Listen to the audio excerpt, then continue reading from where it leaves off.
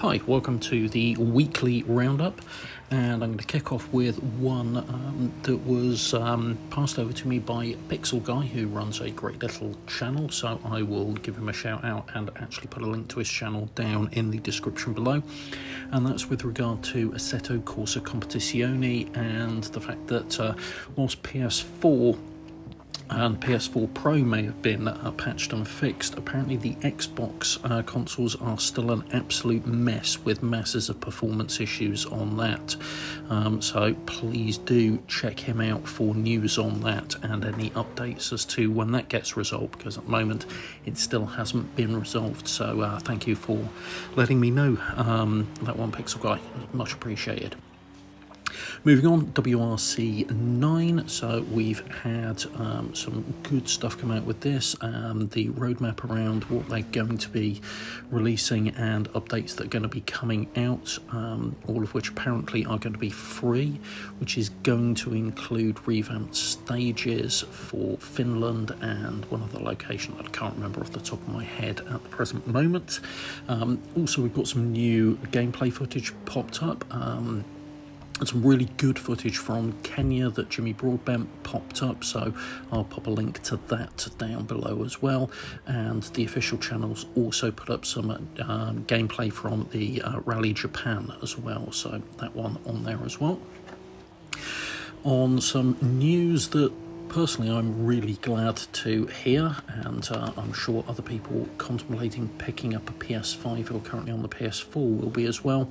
Apparently all licensed wheels for the PS4 will work with the PS5, so Sony have come out and said this, and I'll pop a link to the actual PlayStation blog that confirms all those details down below as well, so that's really good news on that one. Moving over to Project Cars 3, and we've had a huge amount of news drop this week on them. New trailers, the website has been updated. I popped a couple of videos up around the car and the track lists and what's in, what's new and what's been lost from Project Cars 2 in that. Also, the pre-orders have gone live now as well, so the base title is £50, and then the deluxe version, or ultimate edition, or whatever the hell it's called these days, is up for £75, and that confirms the season pass will be made up of 4 packs with 12 cars in total, which by my very basic maths is 3 cars a pack. It looks like we'll be getting lots of cosmetic stuff in there as well. Apparently new tracks will be coming, and the tracks will be free to all. That's what's been said by Nathan Bell, so we'll see what happens with regard to that. Minor other related Project Cars news as well. You may remember from a few weeks back I pointed out that the original Project Cars had actually disappeared from the PlayStation and Xbox stores. Well, I've not had a chance to check the Xbox one, but somebody gave me a shout and let me know that it is now back on the PlayStation store. And I have checked this, and it is indeed back on the PlayStation store. We've then got Dirt 5, and they've released another gameplay trailer, this with an Aston Martin Vantage on the Icebreaker events, which appear to be set on frozen lakes and rivers and things, and are basically just big fast drifting events with lots of racing and drifting going on. Look quite entertaining, so check out the video. Again, pop a link down below on that one. We then had Logitech announce the G923 wheel this week, which, to all intents and purposes, I've got to say, looks like yet another reissue of the G27. So that will make the second time that product's actually been relaunched.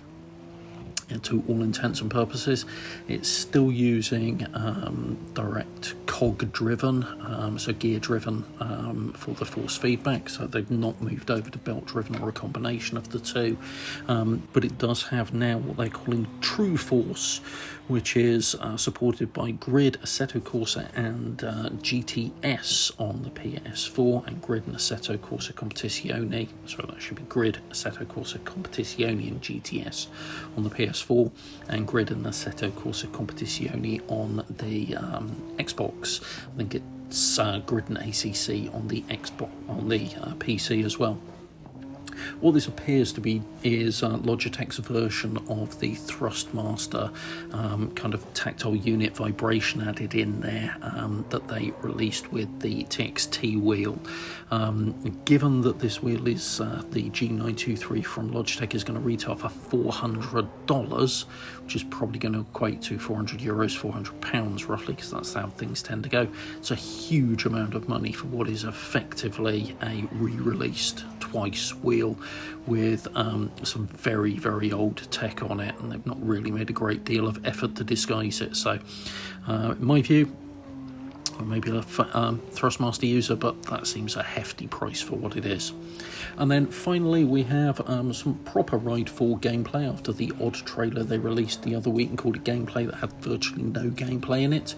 And we've got a full lap now around Suzuka, so I'll pop a link down below for that. So there we go, that's this week's news roundup. If you found this useful or enjoyed it, please do drop me a like down below, and if you want to see more like this, we post the roundups every week here, so subscribe to the channel to catch the roundups and all of the other content we put up, and hit the bell icon to get informed about when videos go up. Thanks very much for watching. Take care. Bye.